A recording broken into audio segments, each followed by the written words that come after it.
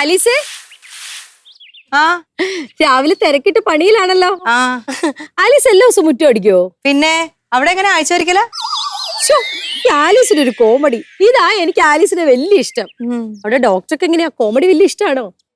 അറിയത്തില്ല, ഞാൻ ചോദിച്ചിട്ടില്ല ഇതുവരെ. ഇവിടെ ഒരാൾക്ക് കോമഡി എന്ന് കേൾക്കുന്നതേ അലർജിയാ. ഞാൻ എന്തെങ്കിലും കോമഡി പറഞ്ഞുകൊണ്ട് എന്നാ പറയുവേ പോലീസുകാരോടാണോ കോമഡി എന്ന്. പോലീസുകാരനാ, മനുഷ്യരല്ലയോ? നല്ല കോമഡി ആണെങ്കിൽ എല്ലാവർക്കും ഇഷ്ടാവും. ഡോക്ടർ ഹോസ്പിറ്റലിൽ പോയി കാണും അല്ലേ? ഇല്ല, ഇന്ന് ലീവാ. അപ്പൊ ഉറക്കമായിരിക്കും അല്ലേ? മനുഷ്യരായ കുറച്ച് റെസ്റ്റ് ഒക്കെ വേണമെന്നേ, അല്ലെങ്കിൽ മനുഷ്യരെ എന്തിനു കൊള്ളാം. ഇവിടെ സത്യേട്ടനും അവിടുത്തെ ഡോക്ടർക്കും ഒക്കെ വല്ലപ്പോഴെങ്കിലും ലീവെങ്കിലും എടുക്കാം. എന്റെ കാര്യം അങ്ങനെയാണോ ആലീസേ? അതെന്താ? പൊതുപ്രവർത്തനം എന്ന് പറഞ്ഞാലേ റെസ്റ്റ് ഇല്ലാത്ത പണിയാ. എനിക്കിവിടെ ശ്വാസം വിടാൻ പോലും സമയമില്ല. ഇപ്പൊ തോന്നുക മത്സരിക്കണ്ടായിരുന്നു. അല്ല, അത്രക്ക് കഷ്ടപ്പാടുള്ള പണിയാണെങ്കിൽ അങ്ങ് രാജിവെച്ചൂടെ? അങ്ങനെ രാജിവെക്കാൻ പറ്റുമോ? എന്നെ വിശ്വസിച്ചില്ലേ ആളുകൾ മുഴുവൻ എന്നെ ജയിപ്പിച്ച് വിട്ടിരിക്കുന്നേ. ഈ പഞ്ചായത്തിലെ ഏറ്റവും കൂടുതൽ ലീഡ് എനിക്കായിരുന്നു, 500 വോട്ട്. ജയിച്ചു വന്നപ്പോ എല്ലാവരും പറഞ്ഞു പ്രസിഡന്റ് ആവാൻ. ഞാൻ പറഞ്ഞു എനിക്ക് ഈ മെമ്പർ സ്ഥാനം തന്നെ ധാരാളമാണെന്ന്. അങ്ങനെയാ വിക്രമൻ ചേട്ടൻ പ്രസിഡന്റ് ആയത്. അയാൾക്കാണെങ്കിലോ ഒരു കഴിവുമില്ല. അയാളെ മുന്നിൽ നിർത്തി അയാളുടെ അളിയനാണ് ഇപ്പൊ പഞ്ചായത്ത് ഭരിക്കുന്നത്. അയാളാണെങ്കിലോ ഭൂലോക കള്ളന്. ആ റോഡ് പണിയുടെ കേസിലേ എത്ര അഴിമതിയാ നടത്തിയിരിക്കുന്നതെന്ന് അറിയോ? ആണോ? കേസ് അടക്കുക. ഇനി ഇപ്പൊ കേസ് കഴിയുമ്പോ വിക്രമൻ ചേട്ടൻ എങ്ങാനും രാജിവെക്കേണ്ടി വന്നാ ഞാൻ പ്രസിഡന്റ് ആവേണ്ടി വരും. അതെ, എനിക്ക് കുറച്ച് പണിയുണ്ടാകത്ത്. കുറച്ച് കഴിയുമ്പോ വരാം. അതെ, ഡോക്ടറോട് എന്റെ അന്വേഷണം പറഞ്ഞേ കേട്ടോ. പറയാം. ശരി.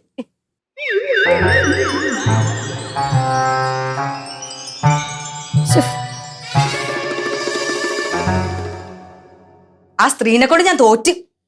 ഏത് സ്ത്രീ? ആ അപ്പുറത്തെ വീട്ടിലെ യക്ഷി. അങ്ങനെയൊന്നും ഒരു സ്ത്രീയെ കുറിച്ച് മോശമായിട്ട് സംസാരിക്കല്ലേ. ഓ, ഇച്ചായന് നോവും. കാരണം ഇച്ചായന്റെ വിശേഷം തിരക്കാനാണല്ലോ അവർ 24 മണിക്കൂർ ആ വരാന്തേ വന്ന് നിൽക്കുന്നത്. ഞാൻ ആലോചിക്കുകയാണ് ഇവർക്ക് ആ വീട്ടിൽ ഒരു പണിയില്ലേന്ന്.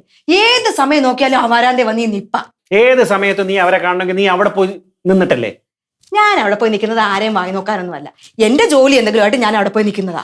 ആലിസേ, എടി, നീ നിൽക്കുന്നിടത്ത് വന്ന് അവരന്വേഷിക്കുന്നു എങ്കിൽ നീ പറയുന്നതിൽ ന്യായമുണ്ട്. ഇതിപ്പോ അവർ നിൽക്കുന്ന അവരുടെ വീട്ടിലല്ലേ, നമുക്ക് എന്ത് പറയാൻ പറ്റും? നിന്റെ കോട്ടയത്തെ വീട് പോലെ റബ്ബർ സ്റ്റേന്റെ നടക്ക് വീട് വെക്കാനൊന്നും പറ്റത്തില്ല. എന്റെ ഇച്ചായ ഏത് സമയം അവർ ഇച്ചായന്റെ വിശേഷമായി ചോദിച്ചോണ്ടിരിക്കുന്നത്. ഡോക്ടർ ഹോസ്പിറ്റലിൽ പോയോ, ഡോക്ടർ ചായ കുടിച്ചോ, ഡോക്ടർ കുളിച്ചോ, ഡോക്ടർ ഇപ്പൊ തലകുത്തി നിൽക്കുകയാണ്.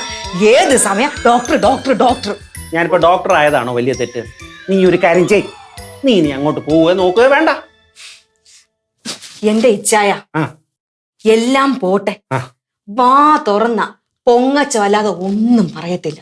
അവരെന്നോട് പറയുവാണേ, അവർക്കായിരുന്നു ഈ പഞ്ചായത്തിൽ 500 വോട്ടിന്റെ ലീഡ്, ഏറ്റവും കൂടുതൽ ലീഡ് അവർക്കായിരുന്നു.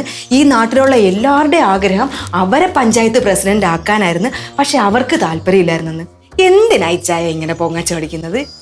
ഇനി അത് പോട്ടെ, നോണ പറയുന്നതോ വാ തുറന്ന നോണ തന്നെ. എന്നോട് പറയാണേ, ഇപ്പോഴത്തെ പഞ്ചായത്ത് പ്രസിഡന്റിന് ഒരു കഴിവുമില്ല. അയാൾ എവിടുന്നൊക്കെയോ പൈസ അടിച്ചു മാറ്റി അത് ഇവര് കണ്ടുപിടിച്ച് പുളുവല്ലേ ചായ. എന്തിനാന്നേ ഇങ്ങനെ ആളുകളെ പറ്റിയിട്ട് ഏഷണി പറയുന്നത്? ഏഷണിയാണെന്ന് നിനക്ക് എങ്ങനെ അറിയാം? കേട്ടറിഞ്ഞൂടെ? ഇങ്ങനെ എന്തെങ്കിലുമൊക്കെ പറയാൻ വേണ്ടിയിട്ട് ഏത് സമയം നോക്കിയാലും അവിടെ വന്ന് നിൽക്കും.